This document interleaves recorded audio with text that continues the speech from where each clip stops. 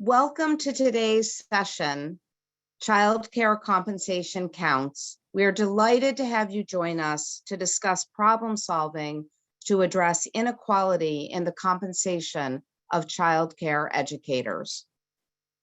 Our aim today is to orient you to the newly updated publication, Improving Child Care Compensation, which was first released in April and has been updated and expanded and is now available, and to give you the opportunity to hear from and interact with three people who are working in their states to advance systems solutions. Our webinar today is presented by the BUILD Initiative, a national organization that advances work on behalf of young children from prenatal to 5, their families and communities, and the National Collaborative for Infants and Toddlers Capacity Building Hub, a project of the Pritzker Children's Initiative, which is led by BUILD and supports pregnant and parenting families, infants, and toddlers by working with state and community leaders and coalitions. Recognizing the deep disparities along racial and ethnic, socioeconomic, and geographic lines, the Pritzker Children's Initiative and the Capacity Building Hub are committed to closing the gap by ensuring equitable access to high-quality services. The substandard compensation of the childcare workforce reflects one of the most inequitable aspects of childcare. So it's important that we continue to sharpen our problem-solving skills in this area, understand what progress is being made, even as we continue to beat the drum loudly and seek to get solutions that are deep, systematic, and enduring.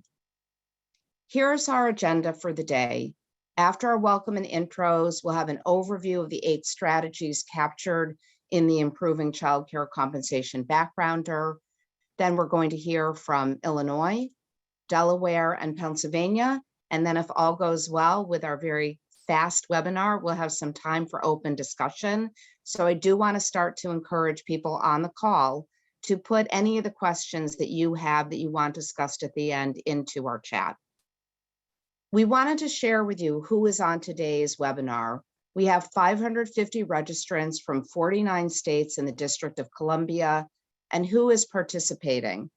2/3 of our participants identified as white, and 1/3 identified across Black and African American communities, Hispanic, Latinx, Asian, American Indian, Alaska Native, Native Hawaiian or other Pacific Islander, and some other.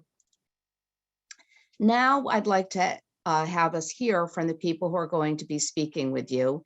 And first up, I'm going to ask Jamilah to introduce herself. Good morning, Harriet. Thank you very much. I'm Jamilah Jor'dan, and I serve as the Executive Director of the Governor's Office of Early Childhood Development. And again, I thank you very much for this opportunity. And on behalf of the Governor's Office of Early Childhood Development, I bring you greetings. Thank you so much. Madeleine? Hello, I'm Madeleine Bayard. I am the chair of our ECAC, the Delaware Early Childhood Council, and I work at Rodel, which is a nonprofit policy and advocacy organization. Thank you, Madeleine. Mai? Good morning, everybody. I'm Miksic. I'm the Early Child Education Policy Director at Children First, an advocacy organization in Pennsylvania. Ashley? Hi all, I'm Ashley LiBetti. I am a BUILD consultant. I do work focusing on workforce and co-wrote the compensation backgrounder with Harriet. Thank you so much, Ashley. So I am going to go very briefly into the child care compensation backgrounder. This was originally put together by me working with Mina Hong and Asia Kennedy. The new version, as Ashley has just indicated, was put together by Ashley and myself. This document covers 8 big public policy strategies that we identified that are in use state or locally to address improvements in child care compensation. For those of you who haven't yet opened the document, we covered 44 profiles and examples across the 8 strategies with considerations and issues in the introduction to each of those strategies. We've already put a link in the chat to the document, and we'll be sending out over the course of this week additional email from Build so that people will be able to get easy access to the document. Now, before we turn things over to hear from the states, I'm going to take a super brief look at you with the 8 strategy areas. For today's webinar, we're really focusing on the first 2 areas of compensation scales and standards and wage stipends and bonus payments. But the other areas that we're covering in this paper are individual tax credits for childcare educators. This is a very particular use of state-based tax credit strategies and is geared right to individuals in the workforce. We have also covered ARPA childcare stabilization grants, focusing on those examples where states have chosen to invest or require improvements in workforce compensation. Childcare assistance covers 2 issues: the use of a cost model that covers improved workforce compensation and the finance mechanism to deliver the improvements in cost or rates in such a way that there is some teeth for ensuring that the workforce receives improvements in pay. Benefits is another area we cover, but it is also a lagging one. Our example in this publication focuses on health. Apprenticeships are covered as they represent an integrated strategy of improvements in credentialing with financial rewards. And finally, there is a look at achieving parity to public educators within childcare pre-K programs. We do expect to host some other webinars to allow greater exploration of the other strategies, and are hoping also to do some online videos for people to learn more. But we do encourage you to use the chat throughout today to indicate areas where you would like to dig deeper in the future. And now the most important part of today is the focus on our leaders. So I'm going to turn things over for us to hear from Jamilah about Illinois. Hi, good morning again, and thank you, Harriet, for the opportunity to join you. As with many states, we've been engaged in this work over a period of time, and just starting, with the consensus statement, many of which, as you mentioned, are included in the background material provided, the report. Starting with the consensus statement on early childhood educator compensation. This report was completed with the support of the National Governors Association's Center for Best Practices through their Improving Early Care and Education Workforce 2.0 Policy Academy. And included in this report was a draft wage scale for early childhood educators. The schedule from that report was created using initial calculations from the Illinois Early Learning Council's report, Achieving Compensation Parity, Illinois' goal for the field of early childhood care and education. Again, that's referenced in the report. Individuals can find that link. And then finally, in December of 2019, the governor established the Illinois Commission Equitable Early Childhood Education and Care Funding. And the commission's charge specifically was to study and make recommendations to the governor on funding goals and mechanisms that would provide equitable access to high quality early care and education within the state for all children birth to age 5. These recommendations, have been submitted to the governor this year for his review and consideration. I wanted to, now move to, other strategies that we've used. The first is the Great Start Wage Supplement, which is funded through our Child Care and Development Fund. Funding from the Great Start was written into law in 2004, and it continues to be funded annually. And educators receive a flat rate wage supplement based on their role they're setting, as well as working hours and educational attainment. The supplements are provided by biannual, and all programs must participate in our state's quality rating and improvement system. Our second strategy is Through our ARPA stabilization funding, it has been provided to support childcare workforce bonuses. These are one-time financial awards, and included in this program are license programs, license exempt centers, family childcare, as well as group family childcare.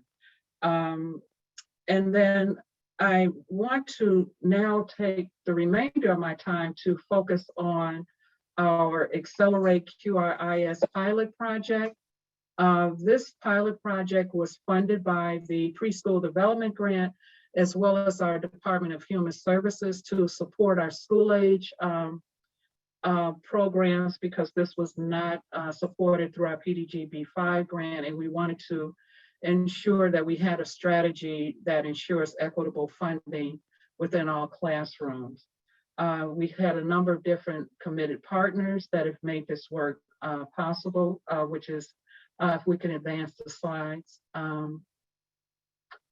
These are partners who've been engaging, with us in addition to our actual program for participants, which we support them, 35 centers that have been working on this pilot. Eligibility for participation in the pilot includes that at least 40% of the children must be enrolled in Illinois Child Care Assistance Program and operating in what we call our Group 2 counties as part of our Child Care Assistance Program. And those are programs that are located within the rural area of Illinois.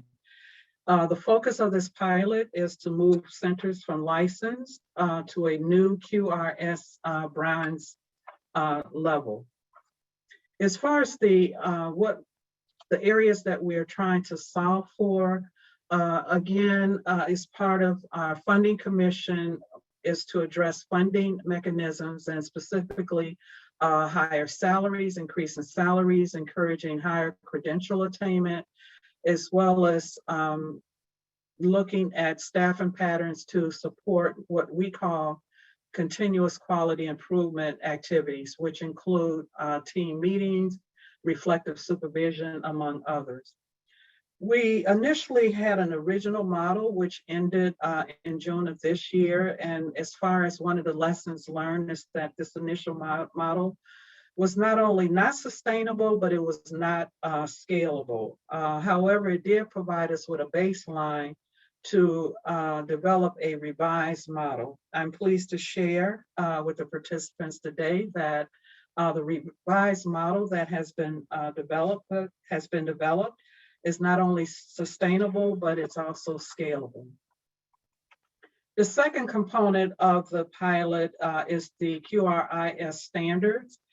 In the pilot, program assessment instruments have been used in a new way. Instead of the current Accelerate system using the environmental rating scale at the end of the program, improvement process assessments were conducted by the McCormick Center at the beginning to provide a baseline to data for centers to use to build out and develop their program improvement plan. The McCormick Center, in partnership with our office, provides a number of different supports. The administrator role perception survey. So based on this survey, this information is used by the program leadership to develop an individual professional development plan.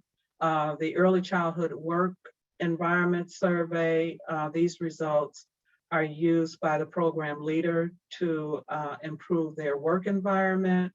And then finally, the environment rating scales, which we refer to as ERS, is used to determine areas in which the program leadership would like to focus on.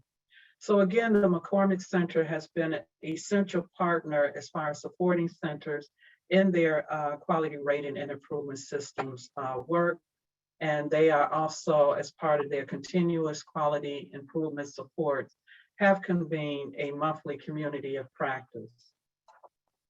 As we turn to evaluation, as we approach the third and final year of our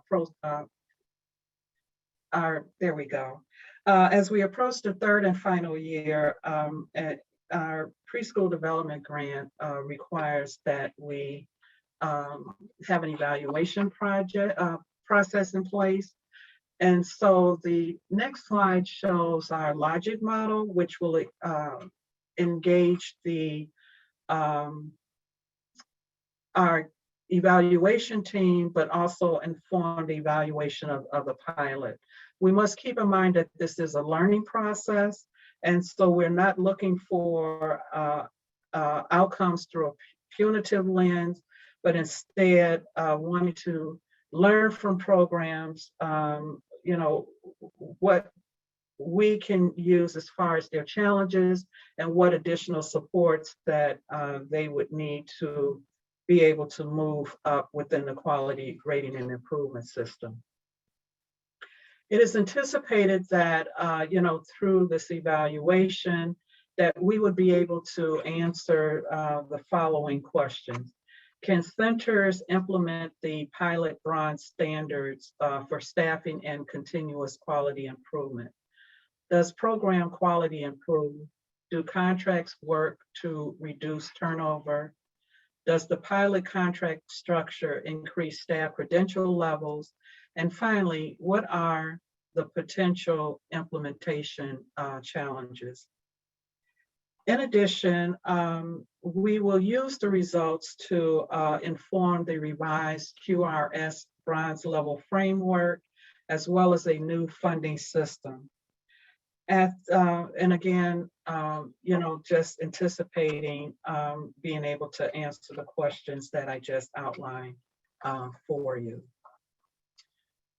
Sustainability has also been an important conversation as part of our project. And so again, as I mentioned earlier, we want to ensure that the model that we develop is both sustainable and scalable, and includes a funding structure that incentivizes pay at or above minimum wage, that supports credentialed staff with higher wages, and finally, to be able to employ more teaching staff than required by licensing. So to continue to address, sustainability, we're looking to develop an online payroll and reporting system. Right now, this system is manual, and so to be able to move to a centralized system in which program representatives can use that system. We will add functionality for centers to submit their budgets. Again, this is a manual process, but individuals will be able to use this centralized system for not only creating their budgets, but also to have the opportunity to submit their budgets in electronic format. And then finally, as far as addressing sustainability, it will be centrally housed and will also allow us to sustain the reporting and contracting process. So as I, conclude, I want to, thank you again for, on behalf of the Governor's Office of Early Childhood Development, to be able to join you for today's webinar. Our contact information is included as part of this slide deck, so feel free to reach out to us, and we look forward to hearing from you. And so at this time, I'd like to turn it over to our representative from Delaware, Madeleine Bayard. So Madeleine. Hi, thank you so much. And it looks like there's a lot of great questions in the chat, and we're hoping to get to some of those in the chat and afterwards. Yes, I'm Madeleine Bayard from Delaware. Just to respond to where we are in the framework, Delaware just released this initial compensation scale. We still have a lot to do on the 8 strategies, but we also were able to pass a bonus payment through ARP to the workforce recently that the state committed to. So we're excited about that, and we know we have a lot more to learn from all of you on this call. So this is something that our ECAC, the Delaware Early Childhood Council, took on with our Department of Education based on a legislative charge. And the next slide starts to outline some of what that resolution called for. And special thank you to Harriet, who helped me make sure this was very specific in terms of what should be addressed, how to make sure this met the goals, and what goals we were shooting for. So this was based on our strategic plan that was launched last year that called for pay parity and a compensation strategy and a professional pathway update. And you can see that many of our goals were about informing cost of care models, about increasing subsidy rates. So many of the strategies that are in this paper, as well as QRIS and increased financing. We really haven't had an update to our career pathway in a number of years. So we're hoping to have these two things go in tandem. And we specifically said, this was before Build Back Better, that we wanted parity. So we knew going in, we were looking at parity with our public school educators, and we can make sure you have all these links. You'll get this all afterwards, and we can drop some things in the chat as we go. So that was sort of our purpose and our charge. If we want to go to the next slide. We got together a working group, and that group said, all right, we have a short time frame to get something done. We're going to call this our target. It's aspirational. We had to be clear what we were creating. We were not creating something mandatory. And that is probably a lesson learned in terms of communication on these things. We had a minimum wage increase going at the time, which is mandatory. And so there was some confusion, and we had to clarify that these were connected, but not the same. And, the group said, we can create something initial, but we're going to need a lot more input from the field and implementation support for all the things that we know need to go along with the scale. So we also added some recommendations in terms of what has to be implemented to make this possible. The next slide kind of shows our approach. So we were so grateful to work with Lauren from NACI and Kate from the Children's Funding Project to be able to hear the Delaware context. And actually we heard from one of your Illinois colleagues, Teresa, about all of your great work there. We learned about other state models. We leveraged the initial build paper to really understand, okay, what are we talking about? What is this compensation scale? What are the data? And I would point out here that, we tried to be really inclusive of maybe some unusual suspects. And I think it was a great educational opportunity for some economic development folks, Department of Labor folks, our state chamber, some higher ed folks who maybe didn't have an updated picture of the reality of the current compensation. So it was a great way to bring other people into the tent. I would encourage you to think about doing that. So we got that group together to say, okay, what are we here to do? What's in and out? What do we think we can do in our limited time? And then to create this framework and these implementation recommendations. And I think the next slide is, okay, this is the context we sort of went in with.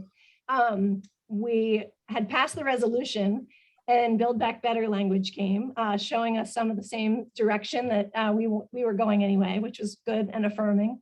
We also had legislative language requiring the state to put out a cost of care estimator tool that would take into account this compensation scale by March. So we knew we were working toward that deadline to try to inform that.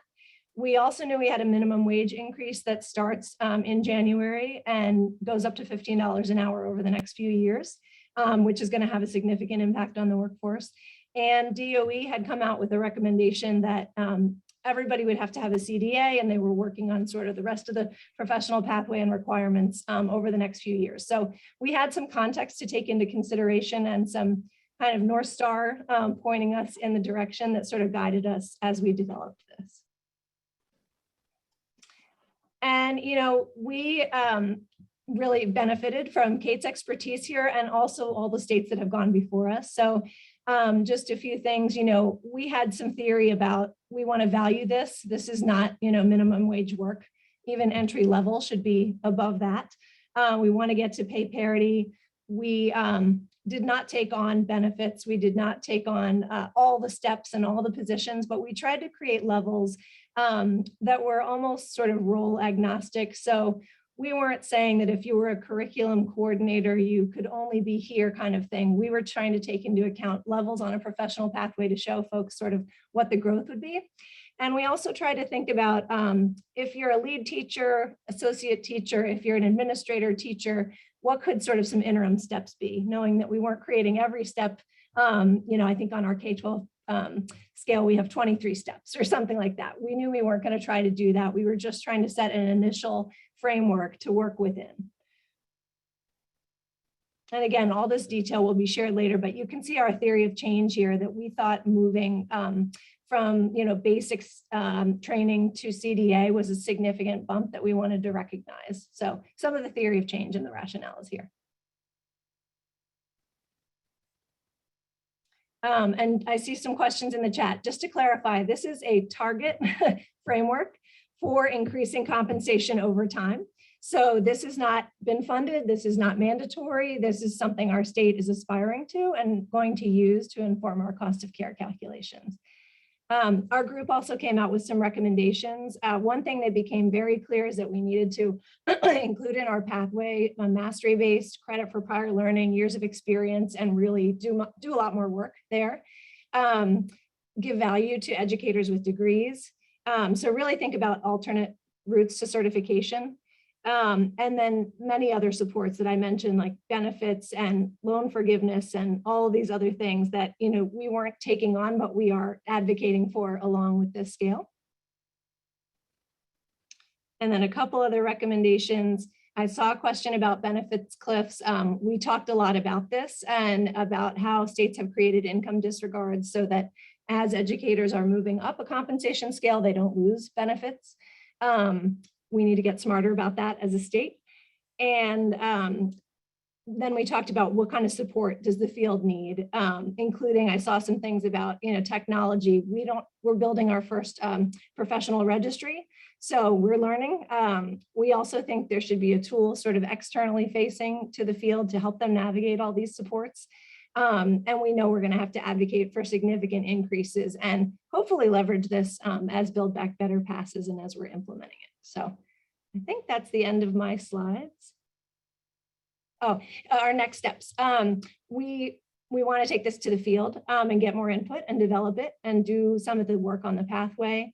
We want to use this to inform our estimator tool and our state subsidy rates, and then to use it to inform our QRIS as well. So lots of work ahead.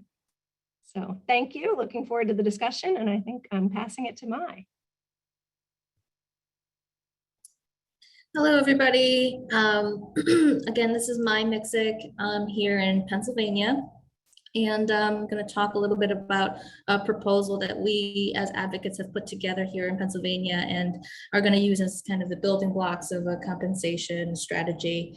Before I get started, though, I want to emphasize that a lot of this work has happened within our statewide childcare advocacy campaign called Start Strong PA.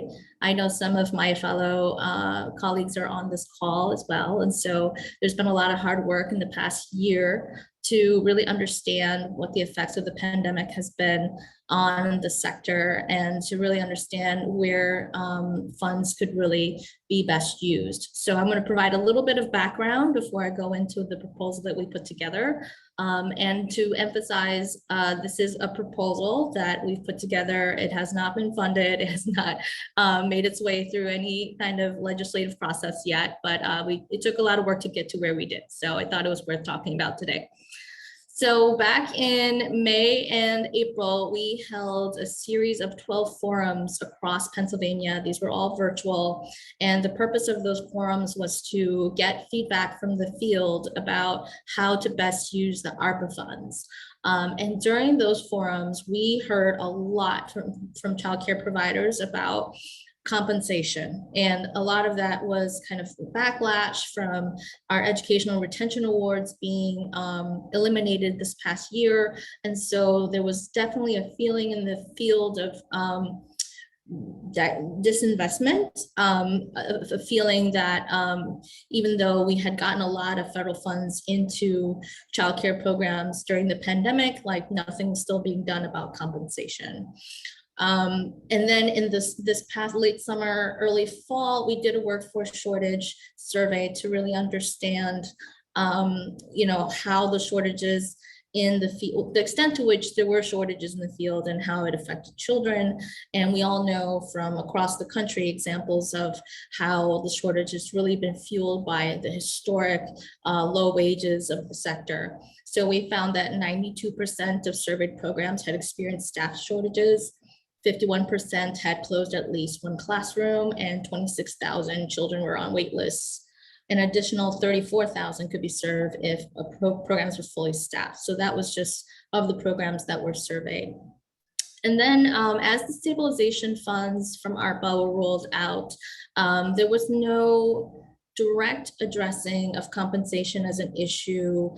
They were rolled out as grants, and providers had the option to put some of their stabilization funds towards either salaries or bonuses, but there was nothing that was directly from the state saying this is what you have to use the money for. Next slide. So as I mentioned, we took into account the feedback we got from the field, and we wanted to do something around compensation as our primary advocacy ask for the year. And in thinking about what that proposal should look like, we really wanted to take into consideration the diversity of funding streams that programs get. And for a lot of programs, that means private pay tuition from families that are not subsidy eligible. We also wanted to think about what increasing salaries on a childcare business would mean for their other expenses. And then we also wanted to take into consideration the different job titles of teaching staff within a classroom. A lot of our proposal was driven by a lot of aspects of our proposal is aspirational. There is a lot of lack of data on the total number of staff in childcare staff in the state and what their actual salaries are. So I have an asterisk there because I want to come back to that at the end of my presentation. So our calculations of how much our proposal would cost is really based on some numbers based on what Berkeley has put out, which is $10.69 an hour for childcare workers and $13.96 an hour for preschool teachers. And we estimate that there are around 41,960 people in the early childhood workforce. Next slide. So our proposal is putting in place a minimum wage scale. So this is a floor basically of what salaries should be, and it would be paid for through increased base rates. And it would mandate basically that a certain portion of the funds be used for salaries. This would actually be phased in over a period of 3 years. And so it wouldn't go to the maximum right away. One of the reasons why we did this was we really wanted childcare businesses to have the appropriate amount of time to manage their expenses and make any adjustments they need to handle the increased salaries. We also wanted there to be add-ons for different types of programs that serve different populations. So we wanted programs that were higher in star level, so higher in quality, to get additional payments based on their star level. And then also programs that serve more kids in subsidy to also get more in funding as well. And then all of this would be calibrated based on the regional costs across Pennsylvania. And if you're familiar with Pennsylvania, it's a very diverse state. We have very rural areas, and then we have, Philadelphia and Pittsburgh that are very urban as well. So obviously costs across the state vary quite a bit. Another thing we took into consideration were kids who are funded through private pay, and what increase in salaries for teachers would mean for them. So in our proposal, we built in basically not a bonus, but a stipend to give to childcare providers on a per child basis that would help adjust or kind of help compensate for the increased salaries. So the fear was that if we increase salaries and it's being paid for subsidy kids, that providers might have to increase tuition for their private pay families in order to adjust for the costs. And so this is something that we've built in to try to address that, and it would be phased out over those 3 years. So it's there in the beginning to help programs adjust to the new salaries and then get phased out.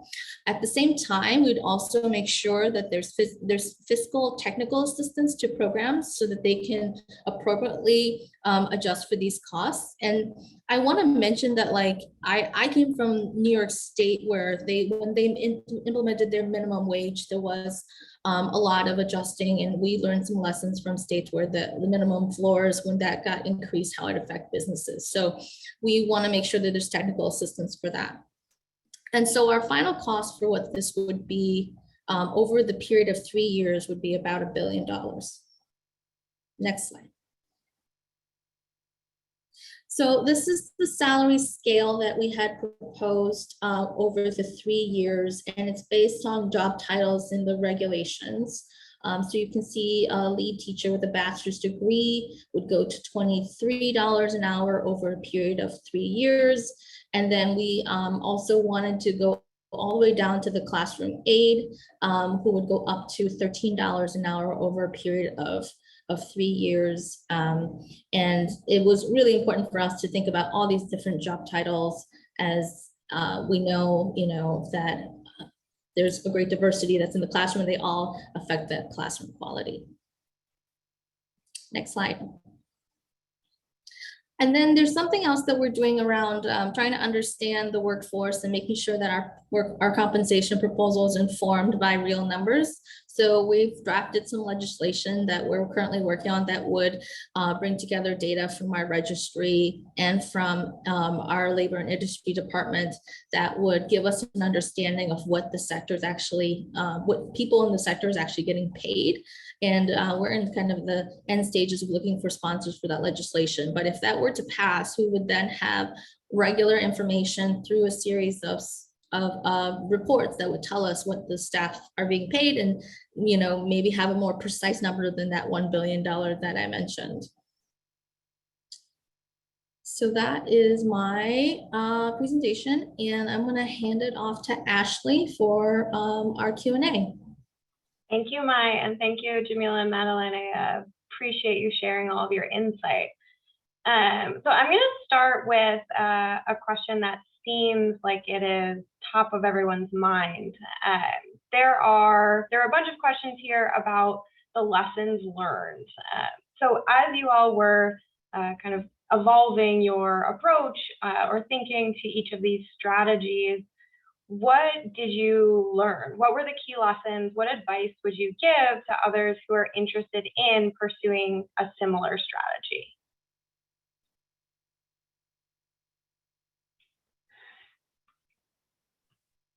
For Illinois, the major lesson learned, and we're still needing to address, is having the opportunity to strengthen the business capacity, and we say the business acumen of our provider, community.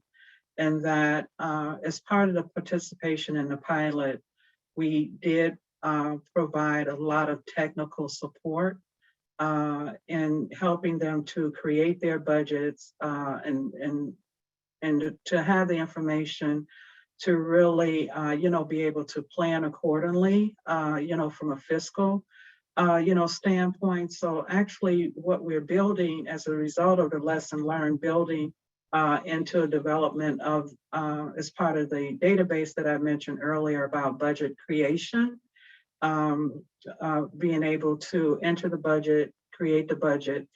It will allow the leaders to put their information in, and it will help to populate, some of the costs, for them. And so as much as we can intervene and, support our providers around, that area is really important. And we also found the development of a community of practice was really beneficial for, participants. And so, all of us know and understand the value of peer-to-peer support. So we've also, as part of our lessons learned, really support and encourage the continuation of the, the peer community.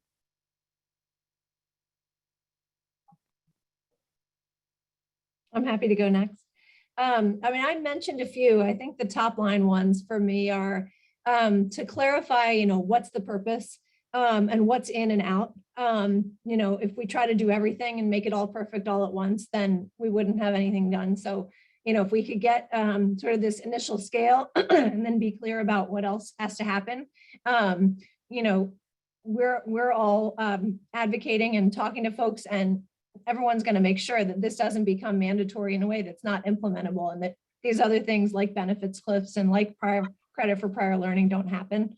So I think the communication is really important. And I think Teach has done some work on sort of perceptions from the field and how to communicate about this, which has been really helpful. I know Marcia's on the line and maybe can put that link in the chat. The other things that were really helpful to us, I mean, one is make sure to consider the broader context. So for us, the minimum wage increases, knowing that was coming, and then folks understanding how low the current wages are and how we're not in a salary mode and we're not in a benefits mode, and how we don't want to have wage compression. If an intern is going to be making $15 in a couple of years, we can't have our lead teachers making that. So what's the bigger picture? What are we shooting for? What do we kind of have to do anyway? And hopefully Build Back Better helps with that as well. And, I mentioned about including sort of unusual suspects. I think, just for example, from our Department of Labor, we had somebody from policy, somebody from education and training, and somebody from statistics. So we knew that if they heard about this, they couldn't be surprised later and could validate that the figures we were using were right. So it wasn't just, the usual early childhood suspects sort of, saying the expected thing. I think those are some of the big lessons learned for us.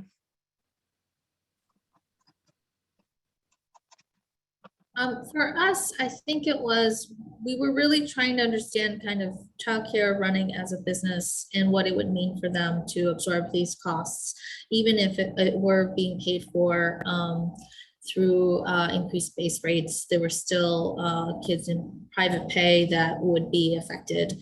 So that's why we built in the stipend for kids who are non-subsidy. Somebody did ask a question about what would the support be for programs after the 3-year phase-in process, and I don't have an answer for that. Certainly, we wanted to build something into a proposal for the 3-year process, but there's nothing that says that it couldn't be extended if the sector really needed it. And I think that at the end of the day, there'll be some increases in tuition for private pay families. The question is to what extent. Perfect. Thank you. So another question here that I think also encompasses some of those that came through the chat. Can y'all talk through the ways in which you both incorporated and kind of considered the implications on a range of different kind of voices and contexts as you designed and made decisions around the initiative? So for example, different types of providers, settings, ages served, sources of funding, diversity of providers themselves.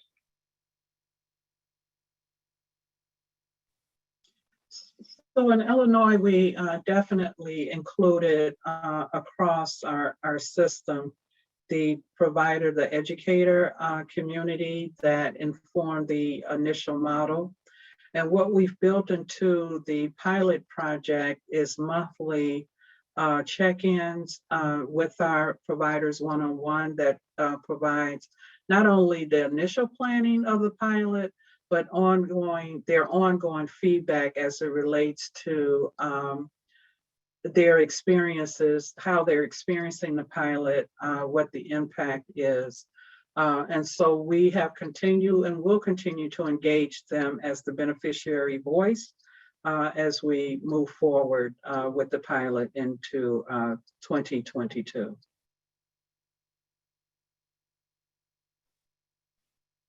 Yeah, some of our most interesting conversations came from the conversation across provider types, especially the conversation about, are we really talking about an administrator being paid the same as an elementary school principal, for example? An elementary school principal has 800 kids, but we got into the discussion about, yes, but they have the same number of teachers potentially and staff they're supervising, and ultimately landed that there should be alignment there. We talked about should family childcare be on the same scale, and a long discussion about, well, they're doing all of the aspects an administrator would do in a center, and agreed that they should be on the scale. So I think, you know, the conversations from Montessori folks about what kind of alternate routes they experience in K-12 that maybe we need to think about in this space. So those kinds of considerations across settings were probably some of the richest in terms of what we needed to think about and how to position the scale.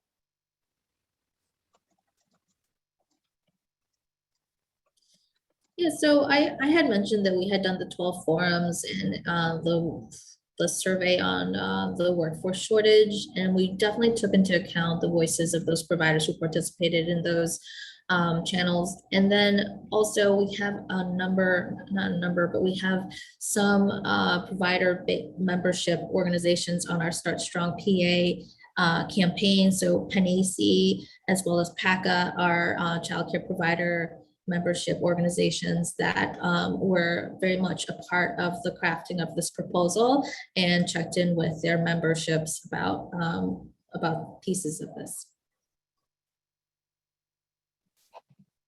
Can you all talk next about the intersection of the efforts that you highlighted here alongside your various efforts to support quality?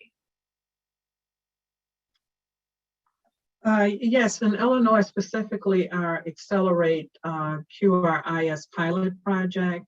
The goal of this project is to, first of all, support those quality improvements that are needed within programs that will move them to a newly developed bronze quality rating and improvement system within the state. So, you know, that is a major goal of our Accelerate QRIS pilot project, is to link that to the system. Yeah, explicit in our charge, in our resolution, was to make sure that whatever was created is reflected. And our QRIS has been under revision for some time. So we're hoping that these things can go in tandem, and the professional pathway that I mentioned is an important part of that as well. Yeah, so I had mentioned that we had created add-ons in our proposal. So in Pennsylvania, programs are rated stars 1 through 4, with 4 being the highest qualities. So for programs that are at star 2 level, we have a 10% of wage add-on. Star 3 is a 15%, and star 4 is a 20% add-on for quality. So trying to build in some incentive for programs to move up the quality scale.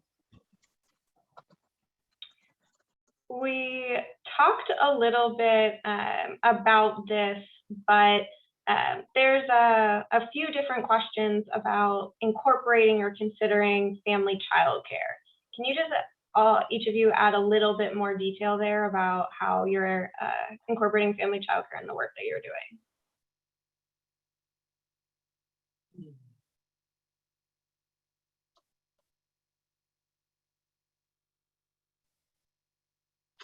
I don't have a response as far as specifically related to, you know, family child care. And well, not specifically to the QRIS, but as far as our ARPA stabilization program that I mentioned, as far as the workforce, you know, bonuses, we haven't indeed included, you know, family child care as part of those one-time financial awards. And so, you know, we think about wage stipends and bonus payments as part of the, again, the background material.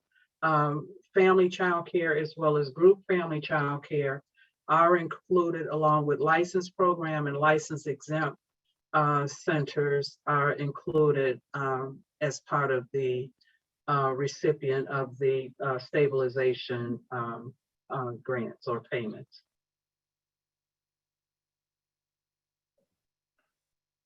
Yeah, I'm not sure I have too much to add, except to say that we had the explicit discussion about, should there be a separate scale? Should they be considered different in some way? And said no, so that they're considered in this scale and treated like others.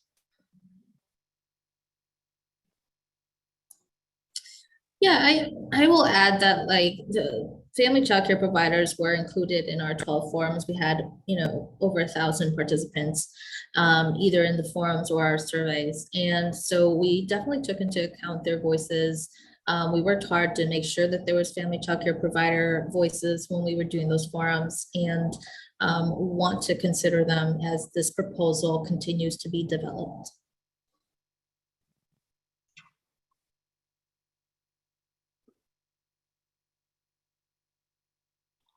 Thank you. So I think we probably have time for 2 more questions. Can you talk through, we've mentioned benefits a little bit, but can you talk through how you've considered compensation kind of holistically, including wages, but also in addition to? So as far as our QRIS, pilot, again, we've included as part of that model, increased salaries, recognition of credential attainment, as well as recognition of improved staffing patterns. And so, this is, again,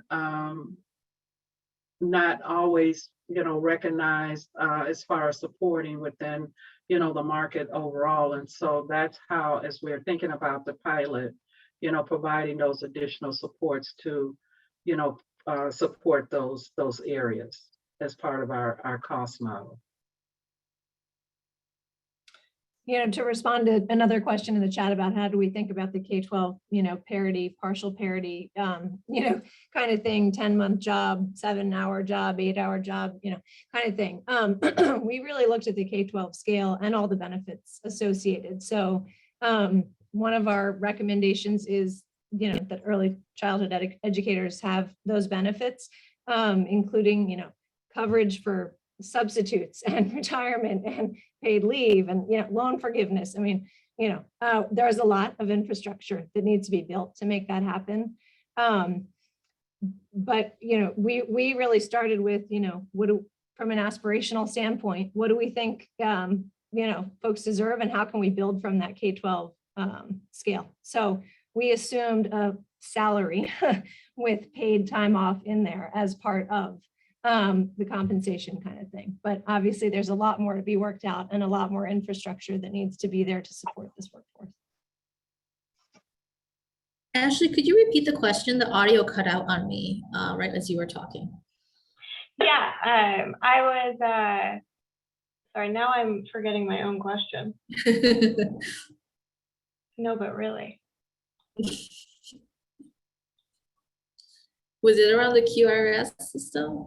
No. Oh my gosh, it's about benefits. This is a thing that I think about all the time. Compensation. Yeah. Forgot entirely right now.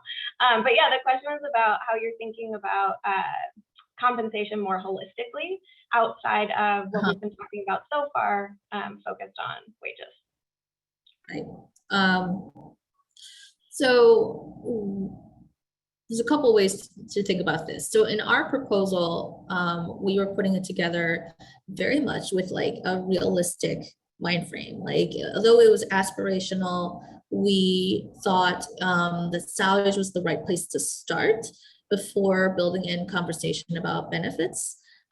There's also the idea of possibly doing a cost estimation study to replace her market rate study, which would then allow us to really think about what the costs of adding in benefits would be before building out a proposal that would be able to be more inclusive of those benefits. So there's still a lot of work to be done, but we definitely acknowledge that benefits is a really important part of the conversation. Perfect. Okay, so with 4 minutes left, looking at this last question, what is next? So what are you doing for next steps? What do you think you need to do moving forward?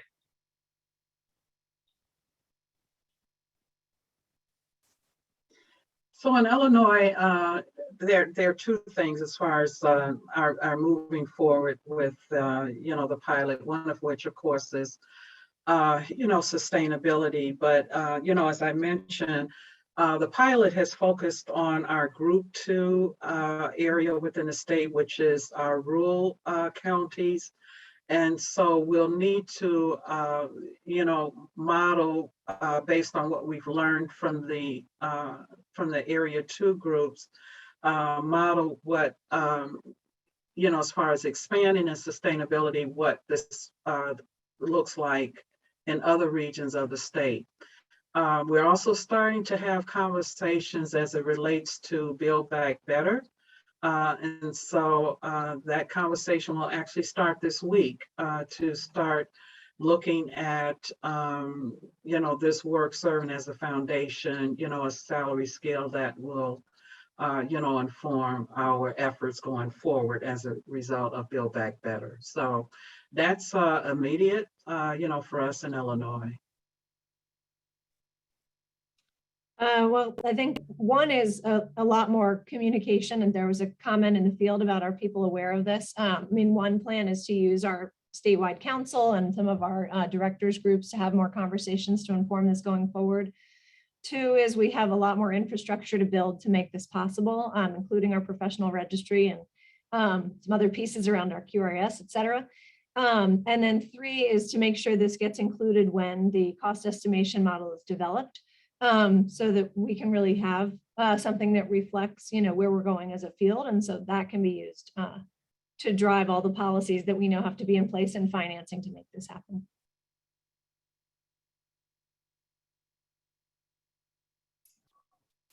I apologize, everybody. My internet connection is being a little unstable, so if I freeze up, that would be why. So we're really looking forward to getting feedback from both the field, but also from legislators on what their feelings are about our proposal. Certainly want to make sure that all stakeholders have an opportunity to discuss this with us as we move forward. All right, I think that wraps us up for questions. I think a few people, or Harriet had said this in the chat, but each of our panelists have graciously agreed to answer the remaining questions, and will send out some additional information, including the link to the paper and the recording of this webinar. So thanks for spending part of your Monday with us, and we'll see y'all soon.